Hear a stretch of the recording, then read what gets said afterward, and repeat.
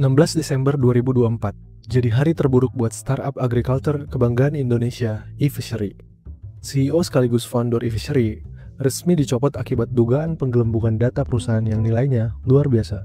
Gibran Huzaifah, yang selama ini terkenal dengan kisah heroiknya sebagai founder startup yang berasal dari kelas bawah, yang bercita-cita ingin membasmi kelaparan di Indonesia melalui startupnya, tiba-tiba jadi sorotan semua media karena dikabarkan menggelembungkan dana sampai 9,8 triliun.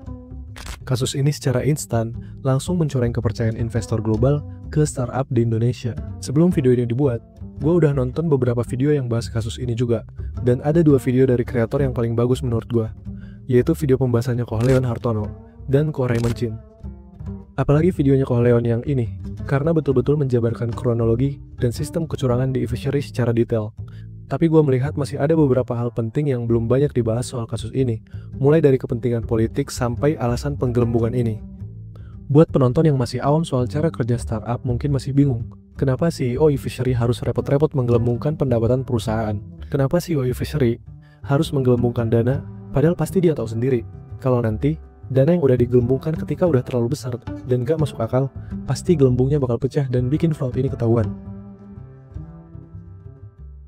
Sebelum kita bahas kasusnya, gue mau bahas hal yang paling membuat gue risau dari kasus ini beberapa hari terakhir, yaitu pembelaan internal. Internal eFishery belakangan ini sibuk banget bikin konten di media sosial yang menyudutkan Northstar dan bawa-bawa nasib karyawan dan mitra eFishery. Pertama, mereka menuduh kalau terbongkarnya kasus ini tuh akal-akalan Northstar buat bikin eFishery jatuh valuasinya dan Northstar berusaha mempengaruhi investor lain buat melikuidasi eFishery dengan valuasi yang murah. Ada beberapa alasan kenapa kecurigaan ini bisa muncul, kayak yang udah sering dibahas, kantor akuntan publik yang selama ini mengaudit eFishery ini tuh bukan kaleng-kaleng. Mereka adalah auditor terbaik di bidangnya, tapi selama ini nggak terdeteksi fraud sedemikian besar kayak isu yang sekarang ini. Yang membongkar fraud ini justru whistleblower yang berasal dari internal mereka sendiri, yang membocorkan draft audit eFishery. Kebocoran audit sebelum pengumuman resmi yang terjadi di eFishery tersebut dinilai disengaja buat merusak citra eFishery, apalagi ini dipanas-panasin sama media dan pihak Northstar, yaitu Pak Patrick Waluyo.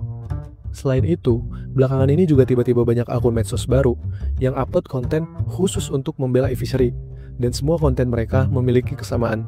Kontennya dibuat dengan proper dan sama-sama menyalahkan keputusan Northstar buat melikuidasi eFishery sebagai tindakan yang mengancam ribuan karyawan, mitra, dan ekosistem aquaculture di Indonesia. eFishery bukan sekadar perusahaan, ini adalah rumah bagi ribuan karyawan dan harapan bagi lebih dari 100.000 pembudidaya ikan. Kini, likuidasi oleh Northstar memutus rantai kehidupan mereka. Gak berhenti di situ, aliansi karyawan eFishery juga sampai harus ketemu Wakil Menteri Ketenagakerjaan buat memohon biar eFishery ini dibantu dan dibela pemerintah biar seenggaknya gak terjadi PHK. Itu berarti operasional eFishery harus tetap jalan seperti biasanya. Ini yang menurut gue fatal banget kalau sampai pemerintah membantu atau membela eFishery demi nggak terjadi PHK dan penutupan operasional. Kenapa begitu? Jadi gini, Northstar bukan cuma satu orang melainkan sekumpulan investor yang menjalankan mekanisme bisnis investasi startup. Dan selama ini mereka mendanai eFishery berdasarkan kinerja perusahaan yang dilaporkan ke mereka.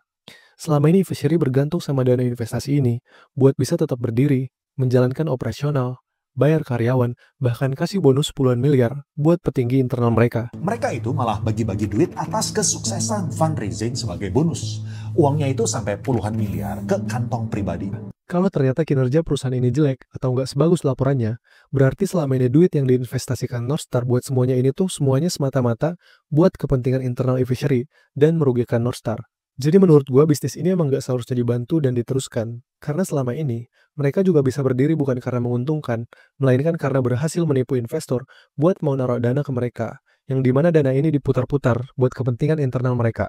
Membela dan memaksa eFishery tetap berdiri, menurut gua sama aja pemerintah ngasih bantuan sosial secara cuma-cuma ke ribuan orang dalam sebuah bisnis yang sama sekali nggak menguntungkan, dan ini pastinya bakal jadi kecemburuan sosial buat banyak startup lain yang emang bener bisnisnya. Kalau pemerintah mau bertindak, beberapa langkah yang bagus buat diambil sebagai reaksi dari kasus ini menurut gua. Yang pertama, pemerintah bisa memberi suntikan dana ke startup atau usaha lain yang menjalankan bisnis yang sama seperti eFishery.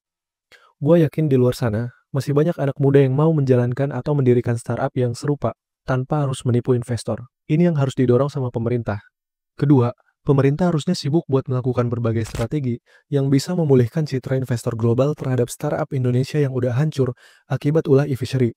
Ini menurut gua paling penting, karena kalau pemerintah nggak berusaha memulihkan kondisi sekarang, di mana investor global kehilangan kepercayaannya sama startup lokal Indonesia, bakal banyak startup lain yang jadi korban karena susah buat dapat pendanaan. Apalagi kalau sampai investor-investor ini minggat ke negara tetangga yang bisa lebih dipercaya dan banyak insentifnya, kayak Singapura, Vietnam, dan Malaysia. Beberapa startup Indonesia yang udah mencoreng citra Indonesia di mata investor seperti Investri, Tanihub atau Tanifund, dan yang terakhir e-fishery, menurut pengamatan gua, punya satu kesamaan yang jadi ciri khas model bisnis startup, yaitu terlalu serakah dalam mengejar nilai valuasi. Buat kalian yang belum tahu, gue bakal jelasin kenapa valuasi yang seolah-olah jadi dewa yang disembah semua startup ini penting banget dan berperan dalam setiap keputusan startup, baik yang benar maupun keputusan yang salah. Jadi gini, bisnis startup beda sama bisnis konvensional. Di bisnis konvensional, valuasi atau nilai perusahaan itu ditentukan sama keuntungan yang dihasilkan perusahaan itu. Jauh beda dengan startup, di mana nilai valuasinya ditentukan sama growth, potensi, dan proyeksi di masa depan. Ini makanya kenapa banyak startup yang rugi, tapi masih banyak investor yang mau investasi. Startup nggak dinilai dari masa lalunya, mau untung atau rugi, tapi dari masa depan dan potensinya. Biar gue jelasin dengan contoh nyatanya. Di tahun 2020, Grab berhasil membukukan penjualan atau omset 1,6 miliar USD. Dari omset itu, laba rugi Grab adalah minus 2,7 miliar USD, alias rugi 2,7 miliar USD dalam setahun. Tapi saat melakukan funding atau pendanaan buat mendapatkan investasi dari investor setuju bahwa valuasi Grab adalah 16 miliar USD atau 10 kali lipat dari omsetnya. Salah satu dasar penilaian ini adalah cepatnya pertumbuhan Grab yang mana di tahun itu udah punya market 180 juta pengguna hanya di Asia Tenggara. Investor menilai kalau Grab meskipun rugi, tapi punya potensi buat untung di masa depan kalau growth-nya selalu tinggi dan pelan-pelan bisnisnya bisa meraih keuntungan dari pengguna loyal mereka. Investor saat itu memproyeksikan omset Grab di tahun 2023 bisa mencapai 4,5 miliar USD. Dengan kata lain, kalau valuasinya tetap 10 kali lipat omset, berarti di tahun 2023, Grab akan bernilai 45 miliar USD. Investor percaya kalau uang yang diinvestasikan di tahun 2020 akan naik 4,5 kali lipat di tahun 2023. Nah, yang namanya funding atau pendanaan ini ada beberapa tingkat atau level. Investor Grab di awal, di tahun 2020, bisa dapat keuntungan di tahun 2023 seperti ekspektasi mereka dengan 3 cara. Yang pertama, menjual saham mereka ke investor baru dengan valuasi Grab yang baru. Yang kedua, kalau Grab diakuisisi perusahaan yang lebih besar, yang punya duit lebih banyak.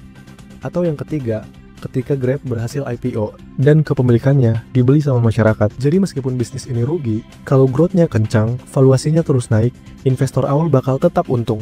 Skema ini yang terjadi di Bukalapak, kenapa mereka harus buru-buru IPO ketika udah sadar nggak bakal menang di kompetisi antar e-commerce. Kejar-kejaran growth dan valuasi ini juga yang bikin startup peer-to-peer lending kayak Investri dan Tanifund punya Tanihub nggak peduli sama risiko kegagalan pendanaan mereka. Dan ini juga yang bikin e-fishery harus memalsukan omset mereka demi mendapat investasi baru dari investor. Karena dana investasi ini yang menghasilkan keuntungan buat pemegang kepentingan e-fishery terutama CEO-nya. Di videonya Kohleon yang ini dijelasin, kalau setiap berhasil dapat investasi, petinggi e-fishery ini bakal bagi-bagi duit dari investor sampai puluhan miliar rupiah yang mereka namakan sebagai bonus funding.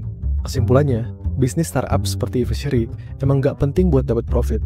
Karena mau rugi sekalipun, mereka bakal tetap dapat duit miliaran bahkan triliunan selama mereka bisa meyakinkan investor kalau bisnis ini punya potensi di masa depan, punya tujuan mulia, dan menyelesaikan masalah di masyarakat. Ini makanya founder e-fishery ini selama ini sibuk jualan kisah heroiknya, sibuk mengotak-atik angka, supaya seolah-olah kasih manfaat gede banget, dan jadi penyelamat buat masyarakat.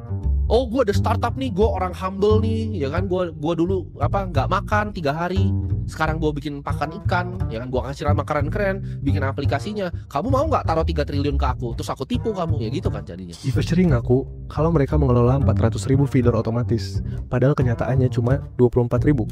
Ini bahkan nggak sampai 1/10 laporan mereka ke investor. Selama 2024 mereka sebenarnya rugi sekitar 500 miliar rupiah. Tapi, mereka ngaku ke investor kalau berhasil untung 200 miliar lebih. Omsetnya selama 9 bulan di tahun lalu cuma 2,6 triliun. Tapi omset yang mereka laporkan ke investor hampir 5 kali lipat totalnya. Kayak yang gue jelasin tadi, petinggi e-fishery ini bakal terus-terusan berhasil meraup keuntungan pribadi selama mereka bisa dapat funding baru, selama mereka masih bisa menjual narasi dan potensi e-fishery ke investor mereka. Itu makanya skema penggelembungan dana ini dilanjutkan terus sampai tahun 2024, sampai akhirnya ada whistleblower atau internal mereka yang jadi cepu ke investor. Dari yang gue baca di media sosial, banyak orang yang ngaku kalau penggelembungan atau penggelapan dana merupakan hal yang emang udah marak dan udah biasa terjadi. Pecahnya kasus e-fishery ini mungkin emang karena e-fishery lagi sial aja, atau mungkin karena penggelembungan yang dilakukan udah keterlaluan besarnya. Tapi apapun itu, menurut gue semua stakeholder termasuk investor apalagi pemerintah harus bertindak tegas sama praktik fraud ini, supaya nggak merugikan banyak pihak, apalagi kalau sampai merugikan semua pebisnis di Indonesia yang jadi kesusahan buat dapat kepercayaan investor akibat ulah nakal beberapa bisnis kayak e-fishery ini.